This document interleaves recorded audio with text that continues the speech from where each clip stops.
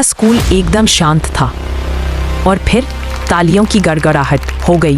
राजू को पहला इनाम मिला और स्कूल के प्रिंसिपल ने खुद अपनी जैकेट उसे भेंट की। उनकी आंखों में आंसू थे। बेटा, तूने हमें माँ के प्यार की असली गर्मी का मतलब समझाया है। उस दिन की सर्दियों की सुबह थी। कोहरे में लिपटा एक छोटा सा कस्बा और उसी में एक नन्हा लड़का राजू सरकारी स्कूल में पढ़ता था। उसके पास एक ही पुराना उधड़ा हुआ स्वेटर था जो उसकी माँ ने वर्षों पहले अपने हाथों से बुना था। वो स्वेटर अब पुराना, फीका और जगह जगह से उधड़ा हुआ था, मगर राजू उसे कभी छोड़ता नहीं था। उसके दोस्त अक्सर उसे चिढ़ाया करते थे, तेरा स्वेटर तो भिखारियों वाला है। राजू मुस्कुराता और कहता, ये माँ के हाथों का प्यार है, इससे ज्यादा गर्म और क्या हो सकता है। राजू की माँ एक दाई थी, बहुत मेहनत करती, लेकिन आमदनी बस इतनी कि 2 वक्त की रोटी और राजू की पढ़ाई जैसे तैसे चल पाए। एक बार माँ ने राजू से कहा, बेटा, अगली सर्दियों में नया स्वेटर लेंगे, इस बार पैसे नहीं हैं।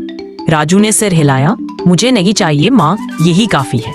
एक दिन स्कूल में सर्दियों की छुट्टियों से पहले स्कूल में सर्दियों की कहानी प्रतियोगिता रची गई, जहाँ बच्चों को अपने जीवन की कोई सर्दियों से जुड़ी सच्ची कहानी सुनानी थी। राजू ने हिचकिचाते हुए हिस्सा लिया। राजू स्टेज पर चढ़ा। उसके स्वेटर को देखकर कुछ बच्चे हंसने लगे, मगर उसने डगमगाए बिना बोलना शुरू किया। ये स्वेटर मेरे पास पिछले 4 सालों से है। ये मेरे लिए कपड़ा नहीं, माँ का कंबल है। जब हम भूखे थे, माँ मुझे इस स्वेटर में लपेटकर खुद ठिठुरती थी।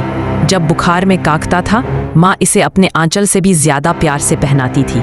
ये स्वेटर टूटा है, लेकिन इसने मेरे आत्मसम्मान को हमेशा सिला रखा है। पूरा स्कूल एकदम शांत था और फिर तालियों की गड़गड़ाहट हो गई।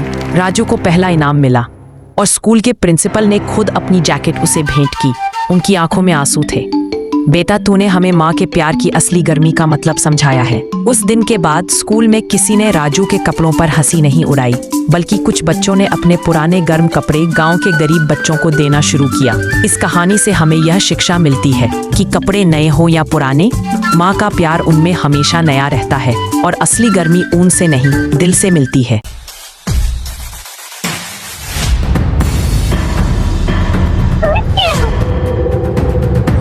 Let's go.